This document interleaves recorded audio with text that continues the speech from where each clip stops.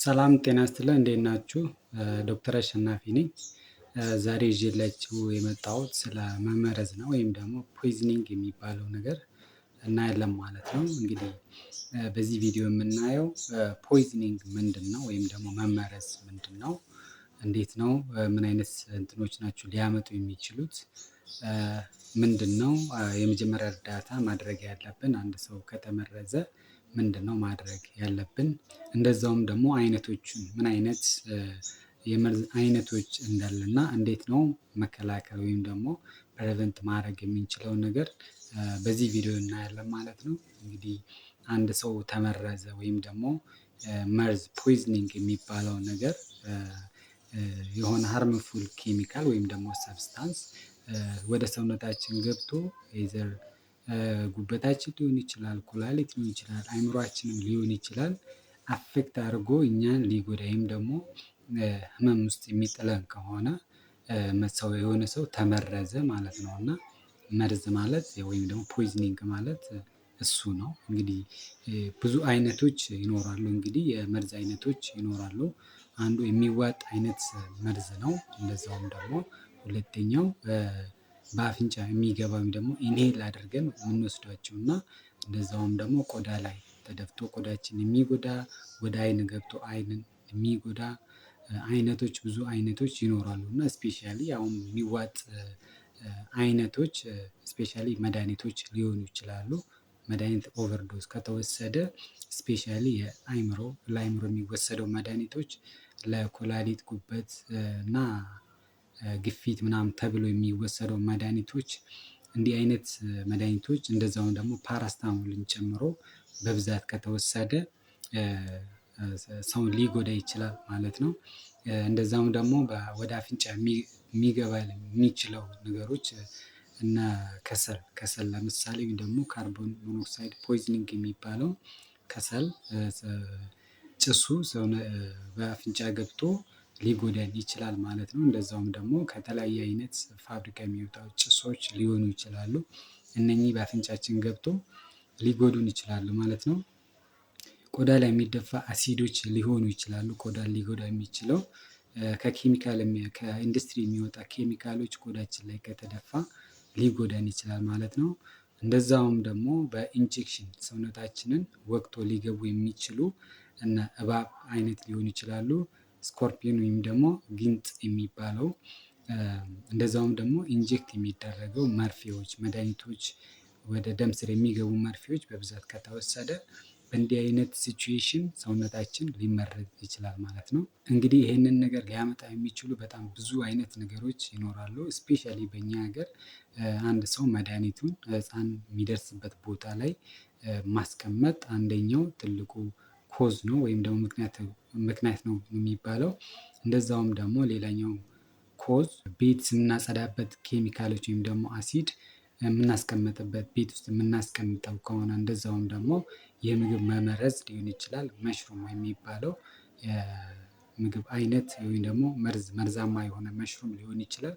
በእንዲህ አይነት ነገሮች ሰውነታችን ሊመረዝ ይችላል። እንግዲህ አንድ ሰው ከተመረዘ ምን አይነት ምልክቶች ሊያሳይ ይችላል የሚለው ነገር በሶስት ከፋፍለን ማይልድ፣ ሞደሬት እንደ ሲቪር ወይም ደግሞ መጠነኛ የሆነ መካከለኛ እና በጣም ከፍተኛ ደረጃ ብለን ከፋፍለን ልናየው እንችላለን ማለት ነው። መጠነኛ ወይም ደግሞ ትንሽ የሚባለው ለምሳሌ ማቅለሽለሽ፣ ትውከት፣ ራስ ምታት እንደዚህ አይነት ነገሮች ካለ ይሄ መጠነኛ ነው ማለት ነው።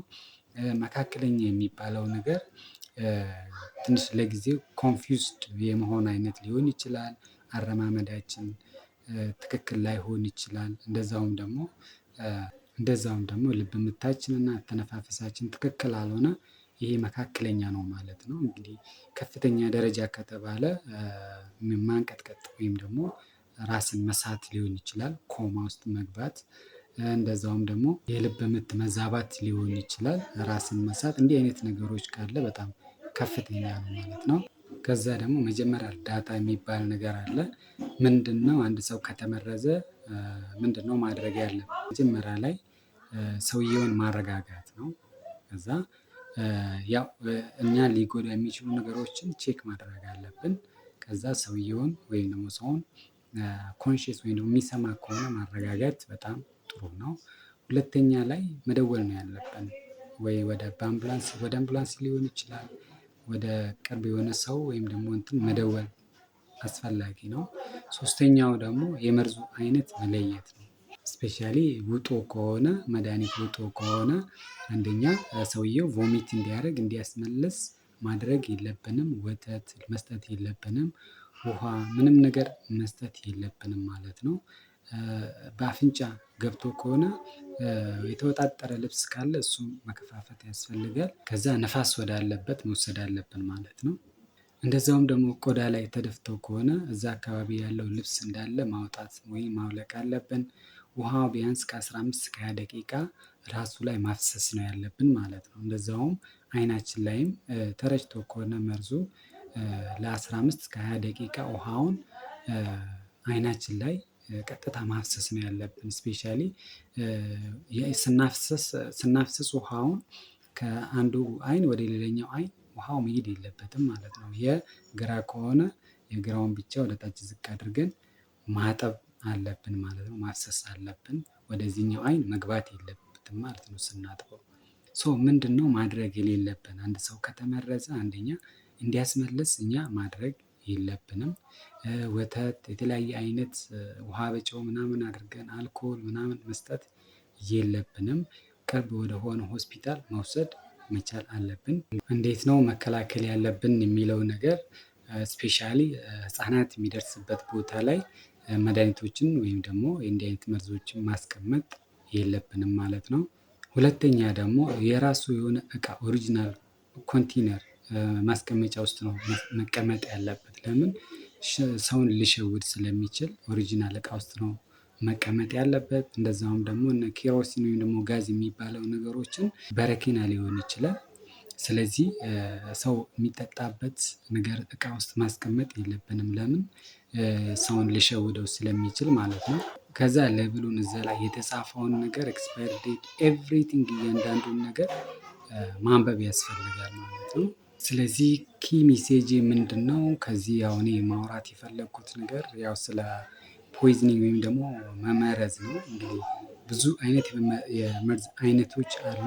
እያንዳንዱን ነገር እናያለን ማለት ነው። አሁን ሳይሆን በተለያየ አይነት ቪዲዮ እናወራበታለን። ስለዚህ አሁን ያው ማውራት የፈለኩት አንድ ሰው ከተመረዘ ኢመርጀንሲ ነው ማለት ነው። በጊዜ ወደ ሆስፒታል መሄድ አለበት። ስፔሻሊ ህፃን ልጅ ከሆነ ራሱን ስቶ ከሆነ ማንቀጥቀጥ እንዲህ አይነት ነገሮች ካለ በጊዜ ወደ ሆስፒታል መውሰድ አለብን ማለት ነው።